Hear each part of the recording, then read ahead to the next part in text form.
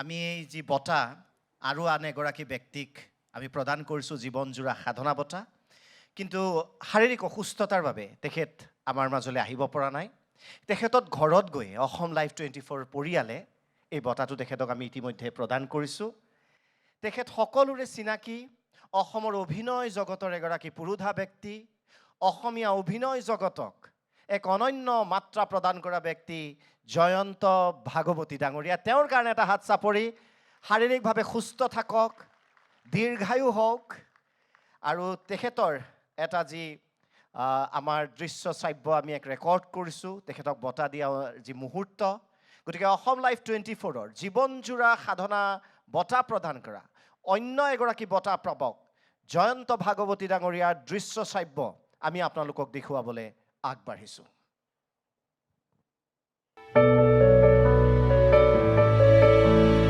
কোনে পাহৰিব দূৰদৰ্শনৰ ধাৰাবাহিক নামঘৰীয়া অথবা ঘৰত কোন আছে, দলঙৰ সিটোপাৰ নাই, ভোলা বাবাৰ দিনলিপিত জয়ন্ত ভাগৱতীয়ে কৰা সেই দুৰ্দান্ত অভিনয়। জানে নহয় সকলোৱে, যাকে সুধিবা সিয়ে ক'ব তুমি হ'বলা নতুন।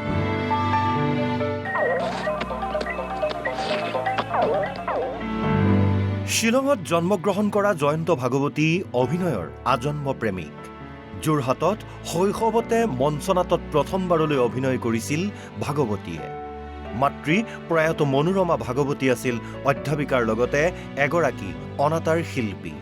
সেয়ে অনাতাঁৰ নাটৰ শিল্পী হোৱাৰ সপোন লৰালিতেই অংকুৰিত হৈছিল তেওঁৰ বুকুত। এনেদৰেই আগবাঢ়িছিল তেওঁৰ অভিনয় জীৱন। গুৱাহাটীৰ বিভিন্ন ক্লাব, বিদ্যালয়, মহাবিদ্যালয় হৈ পৰিছিল তেওঁৰ বাবে নাট্য পাঠশালা। 50খনৰো অধিক ৰেডিঅ' নাটক, অৰ্ধশতাধিক চুটি ছবি, টেলিফিল্মত সাৱলীল অভিনয়েৰে উচ্চ প্ৰশংসিত হৈছিল জয়ন্ত ভাগৱতী। গুৱাহাটী দূৰদৰ্শন কেন্দ্ৰৰ প্ৰথমখন নাট ভৱেন্দ্ৰনাথ শইকীয়াৰ সোণৰ খাৰু নালাগে মোকতো অভিনয় কৰাৰ সৌভাগ্য হৈছিল তেওঁৰ। ভাগৱতীৰ অভিনয় মঞ্চ দূৰদৰ্শনতেই সীমাবদ্ধ নাছিল। চুটি ছবি নতুবা টেলিফিল্মৰ সীমানাতো আবদ্ধ নাছিল তেওঁৰ অবিস্মৰণীয় শিল্পী প্ৰতিভা। সাগৰলৈ বহুদূৰ, কদম তলে কৃষ্ণ নাচে, দীনবন্ধু, জেতুকা পাতৰ দৰে এইবোৰ জনপ্ৰিয় ছবিটো ৰূপায়ণ কৰিছিল নিজ শৈলীৰ চৰিত্ৰ। একেদৰে মোহ মুক্তি, পত্নী, কইনা মোৰ ধুনীয়া, ককা দেউতাৰ ঘৰ জোৱাই, সৰু বোৱাৰীকে ধৰি বহু জনপ্ৰিয় ছবিত অভিনয়েৰে দৰ্শকৰ মনত সাজ বহুৱাই থৈছে ভাগৱতীয়ে। মোহ মুক্তি ছবিখনৰ বাবে জয়ন্ত ভাগৱতীয়ে লাভ কৰিছিল ৰাজ্যিক পুৰস্কাৰ। দূৰদৰ্শনৰ ধাৰাবাহিক নামঘৰীয়াত কৰা অনবদ্য অভিনয়ৰ বাবে অসম শিল্পী সমাজে তেওঁলৈ আগবঢ়াইছিল শ্ৰেষ্ঠ অভিনেতাৰ বঁটা। তেখেতসকলে খাই বৈ উঠাৰ পিছত মই তামোল পাণৰ বঁটাটো দি সুধিলো, আমাৰ গাঁৱলীয়া খানাটো খাই আপোনালোকে বা কেনে পালে? কাহানিও বঁটাৰ পিছত দৌৰি নুফুৰা ভাগৱতীক বঁটাইহে যেন খেদি ফুৰিছিল। মঞ্চৰ পৰা ৰূপালী পৰ্দালৈ অভিনয়ৰ বাবে তেওঁ লাভ কৰিছে অলেখ বঁটা। পিছে কেৱল অভিনয়েই জয়ন্ত ভাগৱতীৰ শেষ পৰিচয় নহয়। তৰ্ক, আকস্মিক বক্তৃতা আৰু সংগীততো ৰুচি থকা ভাগৱতীৰ কাপৰ পৰা সৃষ্টি হৈছে কেইবাটাও জনপ্ৰিয় গীতৰ। অসমীয়া ছবিৰ আৱহ সংগীতৰূপে পৰিৱেশন হৈছে তেওঁৰ সৃষ্ট গীত। এনে এগৰাকী মহান শিল্পীলৈ জীৱনজোৰা সাধনা বঁটা আগবঢ়াই আমি অসম লাইভ 24ৰ পৰিয়ালে নিজকে ধন্য মানিছোঁ।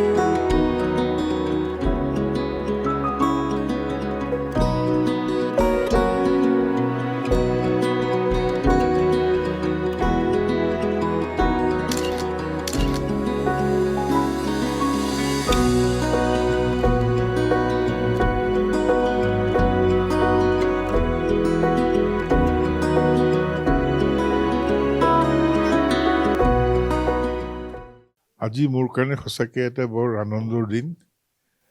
মোৰ বাসস্থানত অসম লাইভ 24ৰ আপোনালোক সকলো আহি উপস্থিত হৈছেহি। ইয়াৰ MD বন্ধুবৰ নৃপেন দাস প্ৰমুখ্যে, আন কৰ্মকুশলী সকলো আহিছে। স্বৰ্ণময় কৰি তুলিলে আপোনালোকে মোৰ প্ৰতি দেখুওৱা মৰম, চেনেহ, সাদৰ সম্ভাষণে মোৰ অন্তৰত এটা নতুন উদ্যম, নতুন প্ৰেৰণা জগাই তুলিলে। আজি কেইমাহমান আগতে ছেপ্টেম্বৰৰ 7 তাৰিখে মই মোৰ মৰমৰ পত্নীক হেৰুৱাইছোঁ। তেওঁ আছিলে মোৰ উদ্যম, মোৰ প্ৰেৰণা, মোৰ প্ৰতিটো খোজৰ সাৰথি, সুখ দুখৰ সমভাগী। মোৰ এনেকুৱা লাগিছিলে মই আৰু এই আন্ধাৰ পৃথিৱীখনত আৰু খোজকাঢ়িব নোৱাৰিম নেকি, কিন্তু আপোনালোকে আজি মোক যিখিনি উৎসাহ জোকালেহি তাৰ পৰা মই এটা নতুন উদ্যম অনুভৱ কৰিছোঁ আৰু আশা ৰাখিছোঁ আৰু কাম কৰিব পাৰিম। এই উদ্যমেৰে এটা নতুন প্ৰেৰণা, নতুন শক্তি পোৱা যেন লাগিছে। আৰু আহিবলগীয়া দিনবিলাকত আমি সকলোৱে মিলিজুলি সমাজখন নিশ্চয় আগুৱাই নিব লাগিব। অসম লাইভ 24 সদায় আমি সুন্দৰকৈ ৰাখিম আমাৰ কাম কাজৰ মাজেদি, তাৰ প্ৰতিশ্ৰুতিবদ্ধ হৈছোঁ। আৰু আপোনালোক যাতে সদায় মোৰ লগত থাকে তাৰে আশা কৰিছোঁ আৰু সকলোকে শুভেচ্ছা জনাইছোঁ, ৰাইজক মোৰ সেৱা জনাইছোঁ। ধন্যবাদ।